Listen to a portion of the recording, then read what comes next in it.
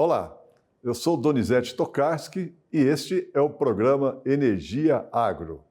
Hoje nós vamos receber aqui no programa uma pessoa que é um especialista em mercado de carbono, em ESG, que é a sigla em inglês de também fazer um trabalho com desenvolvimento econômico, social e ambiental, e também um profundo conhecedor da legislação brasileira sobre crédito de carbono e todo esse mercado complexo. Eu estou falando aqui do engenheiro eletricista, pesquisador, também fez mestrado na área de cogeração de energia na Universidade de Brasília, o nosso amigo Paulo Costa. Seja muito bem-vindo, Paulinho. Muito obrigado, Donizete, pelo convite. É a grande oportunidade de estar aqui conosco, com vocês. Muito bem. O Paulinho, ele é uma figura que ajudou a criar o programa RenovaBio. Esse programa RenovaBio é um programa que mudou as características do mercado brasileiro do ponto de vista de descarbonização e da relação energia e agro. E ele vai nos explicar tudo sobre isso, né? Paulinho, começando, então, o que é o RenovaBio? RenovaBio é uma política que promove a descarbonização da matriz energética, da matriz de transportes brasileira, através da construção do crédito de descarbonização, vulgo CBIO, conhecido como CBIO, em que é emitido pelo produtor de biocombustível. Esse produtor de biocombustível que está envolvido no agronegócio, através da produção da cana-de-açúcar, do milho, da soja, do ser bovino e agora também, o mais recente, do biometano. Eles são os emissores desse crédito de descarbonização, que nada mais é que uma análise, através de uma análise científica, em que você metrifica o quanto você reduz em relação à pegada de carbono do competidor fóssil. Toda essa métrica é colocada à disposição do produtor de biocombustível, que remunera toda a cadeia de produção. Então vamos lá. Nós temos, para que o indivíduo produza biocombustível, nós temos a fase agrícola, né? Então, o produtor de soja, de milho, de cana, ou de gado, inclusive, ele tem a sua pegada de carbono. Cada produtor tem uma pegada de carbono diferente, né? Aí nós vamos falar sobre isso. Depois tem a fase até o intermediário, vamos dizer, da distância, da logística, né? E depois tem a fase industrial. Se você pegar essas três fases, né, a industrial, que é a produção do biocombustível, então desde a fase agrícola até a fase industrial, faz uma análise desse ciclo de vida da produção do biocombustível, que é chamado também de pegada de carbono desse setor, e aí faz uma metrificação, ou seja, parametriza cada fase dessa. Vamos primeiro para a fase agrícola. Como é que é feita essa parametrização da fase agrícola?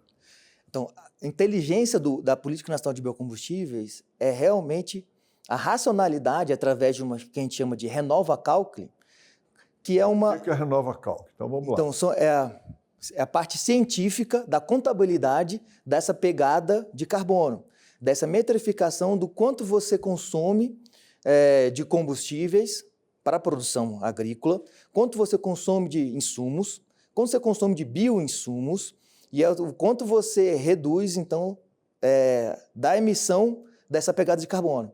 Então, você faz uma comparação da pegada de carbono de todo esse processo da fase agrícola, faz uma mensuração da fase industrial, faz também da mensuração desse transporte da agrícola para a industrial, então nessa análise de vida, e também de como o combustível gerado, de como ele é distribuído também. Se ele é distribuído através de dutos ou através de caminhões. Então toda essa análise de ciclo de vida serve para você ranquear as usinas, ranquear o sistema produtivo e através de um processo científico qualificar quanto é a sua pegada de carbono. E é feito depois disso, dessa análise, uma comparação com o combustível fóssil. Esse combustível fóssil que a gente está falando, de uma gasolina, de um diesel, de um gás natural, no caso do GNV. Então, esse fator comparativo desse ganho, ou seja, para um ganho ambiental, que se traduz numa redução das emissões, tudo isso é precificado através desse indutor que a gente chama de CBIO. Tá bom, mas eu gostaria sim da gente primeiro detalhar um pouco mais essa fase agrícola, né? Você falou muito bem a quantidade de combustível que usa na produção, você falou da quantidade de insumos, mas tem outros elementos, a tecnologia que é utilizada, a produtividade daquela lavoura, né? A quantidade de agroquímico que é utilizado e assim por diante. Então, é feita uma contabilidade de todos os insumos na fase agrícola. E esses insumos, eles são usados, essa quantidade de insumos é usado para definir a pegada de carbono da fase agrícola. Então, uma lavoura é diferente da outra em termos de pegada de carbono. Totalmente né? diferente. E quem que tem mais vantagem?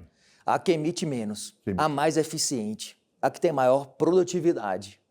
Então, toda essa métrica, todo esse cálculo realmente que você citou, de bioinsumos, insumos, de quanto mais você usar defensivos que são oriundos do petróleo, mais você emite. E quanto mais você compra de lugares longes, ou seja, se você tiver um fornecedor nacional, você emite menos. Então, toda essa contabilidade é levada em consideração quando você está fazendo esse processo de comparação entre os produtores. Então, o que o RenovaBio realmente faz, ele promove essa comparação e essa análise. Então, para o produtor rural, cabe muito a ele analisar da porteira para dentro. Então, o RenovaBio, ele proporciona uma revolução agrícola, fazendo com que o produtor se dedique mais a uma agricultura de baixo carbono? Exatamente isso.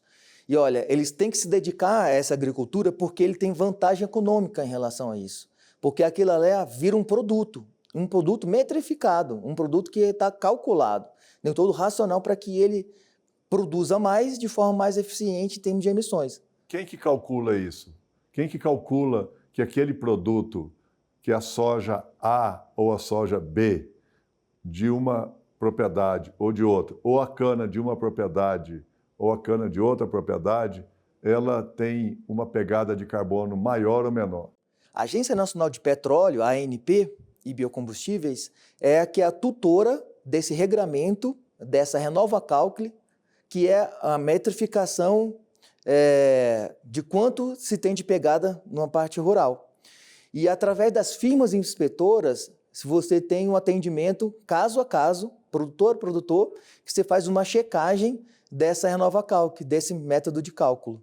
Então é uma coisa totalmente crível, de muita credibilidade e que você coloca o governo a seu favor. Muito bem. Então, a fase agrícola acho que está bem esclarecido aqui de como que é o processo. A fase de logística, vamos chamar de transporte, também é muito fácil de entender. É lógico que uma indústria que está distante da matéria-prima, ela vai ter uma pegada de carbono maior do que aquela indústria que está próxima da matéria-prima. E isso a gente pode perceber até pelas localizações das indústrias, no caso de biodiesel hoje, né, que elas estão sempre próximo da produção de matéria-prima, ou quase sempre próximo da produção de matéria-prima. A de cana, ela, por necessidade econômica, ela não pode ser distante, né? Ela tem uma distância ali limítrofe da atividade em função do seu aspecto econômico. E a fase industrial? O que uma indústria difere da outra nesse processo da pegada de carbono? Quais são esses elementos que podem diferenciar uma indústria da outra? Então, a geração de vapor, de que forma ela gera vapor para dentro da indústria, se ela gera vapor da bagaço de cana, no caso da cana, e de que forma ela também tem um processo de cogeração de energia elétrica. Isso tudo torna cada vez mais a usina mais eficiente. Em termos também do CCT que a gente fala, corte, carregamento e transporte. Isso é para cana. Para cana, focado na cana, a gente está falando que agora as usinas estão sendo cada vez mais eficientes. Como? Trocando o energético que fazem esse transporte. Trocando caminhões a óleo diesel por caminhões a biometano, que também é um energético que ela pode estar produzindo no site. Ou por 100% biodiesel, que agora que a gente está entrando também. Eu falei como da cana, porque a cana no próprio site, ela produz também o biometano. Também tem essa capacidade. E agora, na situação da produção de biodiesel ou de qualquer outra área rural, você pode usar 100% de biodiesel. Então, é uma evolução que até o próprio setor está passando por um processo de evolução. Tudo isso para cada vez mais minimizar a sua pegada de carbono, deixar ela cada vez menor, porque isso tem valor econômico. Ser eficiente hoje no Brasil por causa do RenovaBio, você tem vantagens econômicas para que isso aconteça. E essa política ela foi feita para dar vantagem para quem? Para toda a área rural. Tanto para o produtor de biocombustível, também como produtor de matéria-prima para o setor de biocombustíveis. E também para a sociedade como um todo, né? Porque e se beneficia como um todo, com a redução de emissões. E essas consequências estão drásticas na economia. A gente fala que a gente está comemorando um ano agora em relação ao grande evento que teve no Rio Grande do Sul, dessas questões climáticas radicais.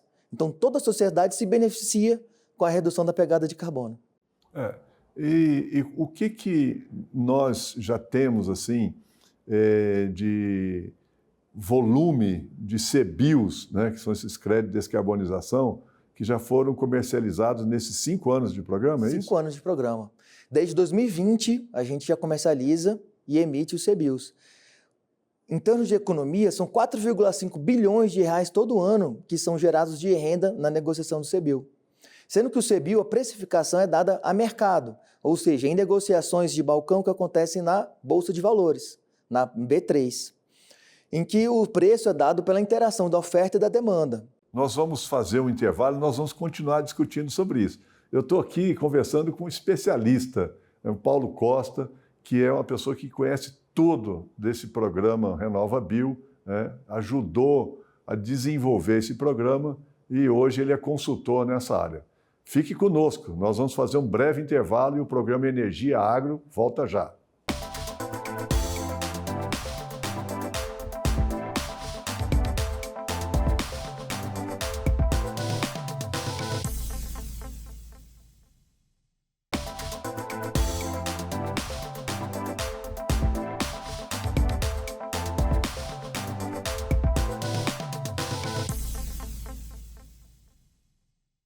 Hoje, aqui no programa Energia Agro, estamos recebendo aqui Paulo Costa, meu amigo Paulinho, que é um especialista nessa área de mercado de carbono. Paulinho, você estava falando do RenovaBio. O que o RenovaBio injetou na economia agrícola, na produção dos CBIOs, né? Que é esse ativo, que é o valor que a indústria de biocombustível recebe em função de evitar... cada CBIO evita 1 tonelada de carbono, não é verdade? O que gerou de valores esse programa RenovaBio para o setor de biocombustíveis? Todo ano são 4 negociados CBIOs em que geram uma renda para toda a cadeia em torno de 4,5 bilhões de reais. 5 anos, mais 22,5 bilhões de reais aproximadamente, que foram injetados na economia dos biocombustíveis, vamos chamar assim. Exatamente. E o CBIO, esse instrumento do RenovaBio, nada mais é que um indutor a mudanças do sistema produtivo, para que se promova a redução da pegada de carbono. Então, quanto menos você emite, mais você se beneficia. O que houve de mudanças desde a criação da lei do RenovaBio até hoje, em termos de eficiência desse programa, ou o que está precisando fazer ainda para aperfeiçoar esse programa? O programa tem passado por algumas mudanças muito benéficas, em que promovem cada vez mais a participação do setor agrícola, na promoção dessa redução da pegada de carbono. Por exemplo? Agora é garantido na lei que o produtor de matéria-prima, ele participa da receita do CBIO. Essa receita que ficava na mão do produtor de biocombustível, que era o responsável pela comercialização, que agora ele tem como instrumento legal a obrigatoriedade de repassar essa receita gerada através de alguns mecanismos que são auditados pela Agência Nacional de Petróleo. E isso já foi regulamentado. Regulamentado. Essa regulamentação, ou seja, o decreto regulamentou a lei, foi publicado há poucos dias. Né? Isso, no início de E abril. o que trouxe de novidade nesse decreto? Ele trouxe totalmente a como isso vai se dar, né? Como a Agência Nacional de Petróleo vai aplicar a lei, multas e questões administrativas também. Porque o produtor de biocombustíveis que não repassar ao produtor de matéria-prima, ele está condicionado a não poder emitir mais CBIOs daquela quantidade que ele não repassou para o produtor de matéria-prima. Além de questões administrativas e o que mais interessante que as alterações trouxeram, a tipificação aquilo como um ato de crime Ambiental. ambiental. Então, quem não está fazendo esse tipo de processo está atuando sobre o crime ambiental. Então, o RenovaBio, vamos dizer, pulou o corguinho. Agora ele passou a tratar não só do ponto de vista da fiscalização da ANP, mas também ele vai ter um tratamento ambiental dado nesse processo de verificação da sua implementação, é isso? Exatamente isso. E a Agência Nacional vai notificar o produtor e ainda vai comunicar isso a outros órgãos de fiscalização. Ao produtor de? Ao produtor de matéria-prima, é o produtor de biocombustível e o produtor de matéria-prima. Então, os dois ambamente são notificados e o penalizado é o produtor de biocombustíveis que não repassar a receita. Ao mesmo tempo que o distribuidor de combustíveis, que ele é obrigado a comprar, é a parte compradora do CBIO, ele também vai atuar de forma muito concreta nessa negociação. Ele é obrigado, através de uma meta, a descarbonizar o planeta. Então, se ele não comprar essa quantidade de CBIOs, ele sim atua como um ato criminoso, danoso ao meio ambiente também. Então, o RenovaBio ele promove tanto a descarbonização, o desmatamento zero e a quantificação de quanto é emitido no setor de transporte em relação a emissões de gases de efeito estufa. Você que está nos acompanhando está vendo o tanto que é importante nesse programa Energia Agro a gente tratar aqui do RenovaBio, porque é uma ligação direta entre a produção e a indústria, a produção agrícola e a produção de energia. Então, Paulinho, existe outro mercado regulado no Brasil já de crédito de carbono, de mercado de carbono, ou é só o RenovaBio? Atualmente, apenas o RenovaBio que está regulado. Um avanço que nós tivemos foi no final de 2024, foi a publicação da Lei de Crédito de Carbono, que cria sim um mercado para toda a economia. Ou seja, não está restrito apenas aos biocombustíveis. E isso vai ser regulamentado, vai levar em torno de 5 anos para essa regulamentação. Por que 5 anos? É muito complexo, tem um certo grau de complexidade, porque a gente está falando de toda a economia, apesar de já ter uma curva muito boa de aprendizado, mas tem um grau de complexidade também muito grande, em que ela vai gerar uma série de benefícios e oportunidades para o produtor rural também. Mas isso aí é um processo que tem que ser construído ao longo desse caminho. Vai gerar ou pode gerar? Como é que você define isso? Eu vejo como fortemente possível, mas tem que ter uma atuação muito grande do setor. Então, o setor tem que passar por um processo de mobilização, assim como foi feito com o RenovaBio, e de entendimento de quais são os processos que geram aquela crédito de carbono. Porque o setor rural, agrícola, ele é o grande beneficiado pelo setor de crédito de carbono, pelo processo natural de fotossíntese. Ele deve ser o setor beneficiado. Ele não é o setor beneficiado ainda. Ainda não é. E ele deve ser. Deve ser. Deve ser. Tem alguma mudança de legislação que está em curso para ampliar esse benefício ao produtor rural? Você tem conhecimento disso? Ainda não. É o processo realmente de regulamentação. Tá? Então, dentro desse processo, que todos devem estar muito atentos nesse processo, e é feito dentro do Poder Executivo, de fato, em que vai regulamentar e colocar regramento nisso. Qual ministério que vai elaborar essa minuta do decreto? Olha, os ministérios envolvidos é o de Meio Ambiente, o principal, e o Ministério da Fazenda, junto com o Ministério da Economia, e também ouvindo muito o Ministério de Minas e Energia.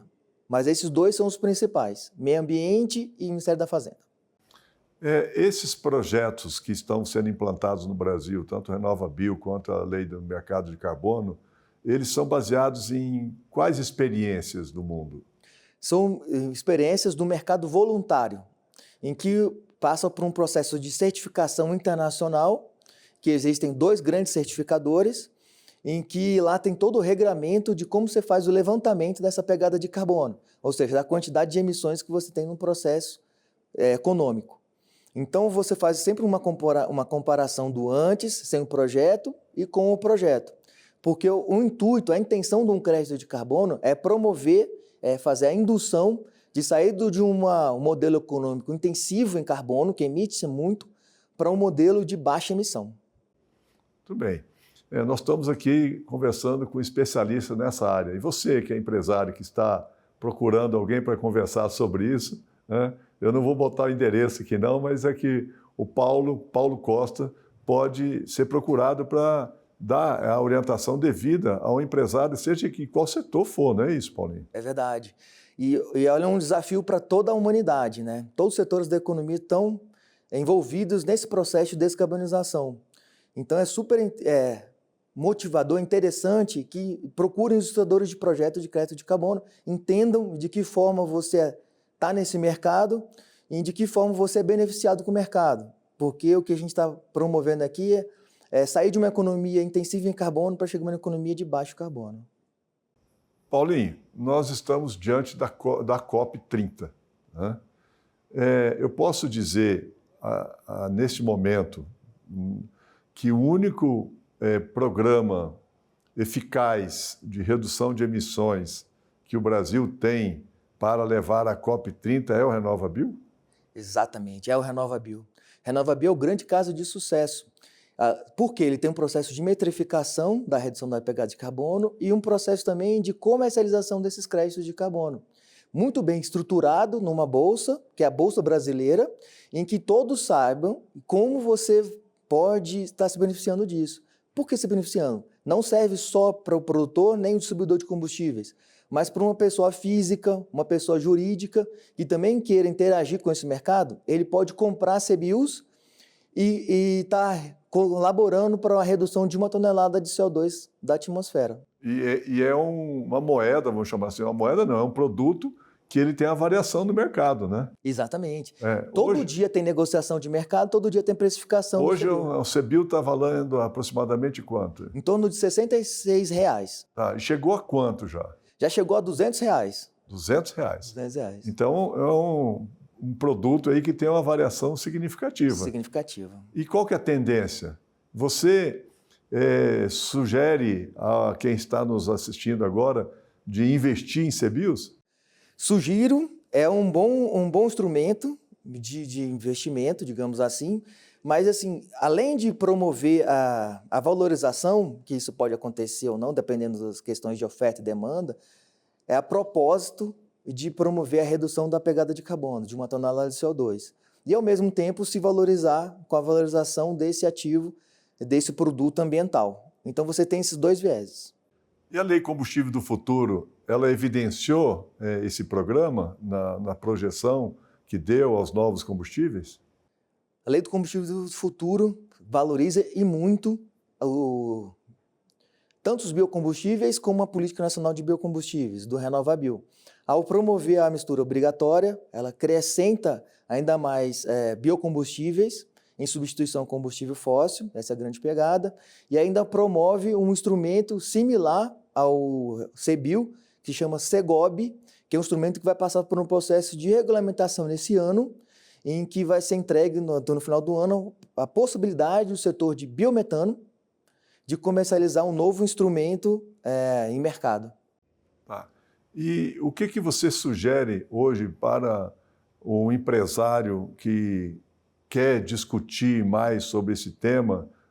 Quem que ele deve procurar? Qual o órgão público que ele deve procurar? Onde que ele pode buscar mais informações sobre esses mercados que você está citando aqui?